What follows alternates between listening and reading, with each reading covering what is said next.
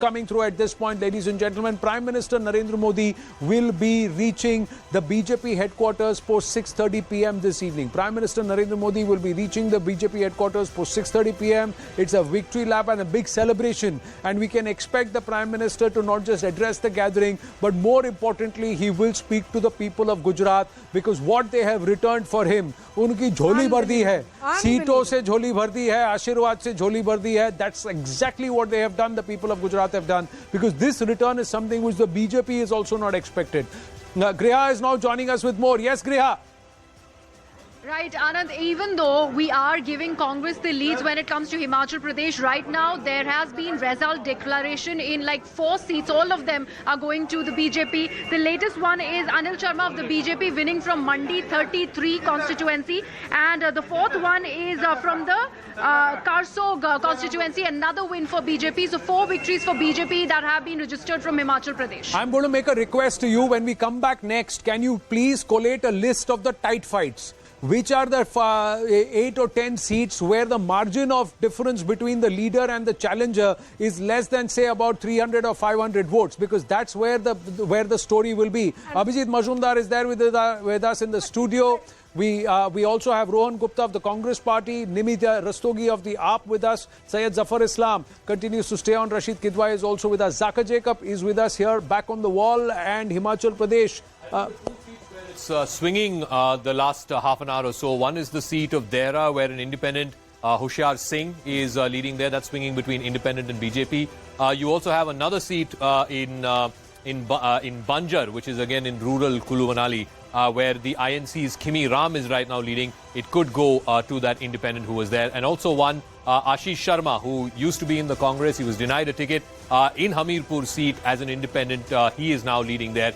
3 independents leading, but Congress right now moving up to 38. Remember, even in 2012 when they won the state, they won with a slender majority of just 36. I suspect if these trends hold, you're looking at the Congress around 36 to 38, maybe even 39 seats. And of course, let's not forget that one rebel is a Congress rebel who, if he or she is promised ministership, perhaps would go back to the Congress. But I want to go to the story of the day, that is in Gujarat. And Rohan is joining us. Rohan is from Gujarat. Rohan, I mean, come on, tell me, there's got to be something up here. 156 seats. Never before in the history of your state have you seen 156 seats after 27 years in power for a party to come back with a record-breaking historic mandate. Surely they must be doing something right. I completely agree with you, and I think whether they are doing something right or not, but we have done something wrong somewhere.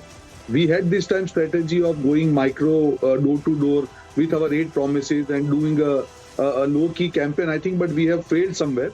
Whether it is rural or urban, I think across the Gujarat, the message is the same. So I think, yes, it's a big defeat for us, and this was not expected out of us. Yes, Himachal is showing some sign for good news for us. So let us hold on to that. But as far as Gujarat is concerned, I concede that we have not been able to capitalize on the strong anti-incumbency on ground which was there, which was quite visible.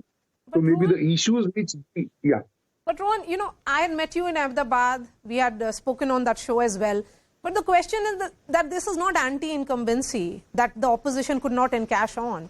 This is, if anything, telling the Gujarati voters are telling Prime Minister Modi that we want to strengthen your hands, that we have faith in 27 years of governance of the BJP and we want to give you 5 years more. Shouldn't it be seen as a positive vote rather than a negative vote, the way in which you are saying? That there was no alternative and hence the BJP got it? See, BJP has won this number of seats. That doesn't mean that there are no issues on ground. You were there in Gujarat. There was a strong anger in the people due to price rise, due to unemployment. 22 different groups of people were doing agitations in Gujarat. So what I'm saying is very simple, that yes, there was strong anger, but somewhere we could not match up to the expectation of people. We could not give people alternate that if people are not happy, if we are there as a Congress party, people can trust us. No. Okay. So they went to Rohan, to be fair, मुझे ये नहीं दिखा, मुझे anger नहीं दिखा. In fact, I saw that people of Gujarat were very satisfied and happy with the current government. Abhijit Majumdar, the big takeaway for you, 156 and counting, it appears. Yeah, so no, I actually tend to agree with what the Congress spokesperson just said, Rohan. BJP has done things in Gujarat, but not extraordinary things in the last 5 years. But the fact that there seems to be absolutely no opposition at all in Gujarat. That is what is startling. I mean, and AAP has not made that much of a dent. Congress can't say that AAP has cut our votes and which is why we have lost and all that. That is, that logic or that reasoning doesn't even hold.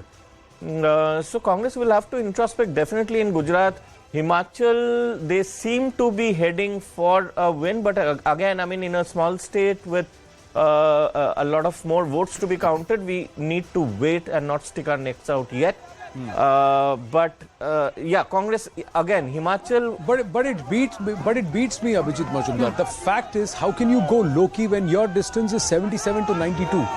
How can you go? You've got to traverse 15 seats to that halfway number. Would you go low-key or would you make noise? Look at the AAP. The AAP was nowhere in Gujarat. A municipal body poll where a Congress moved en masse and they ended up with 27 seats. It surprised the AAP itself, and they started making noise, and they made noise, and they've got 6. They've got 6 and they're on the leaderboard.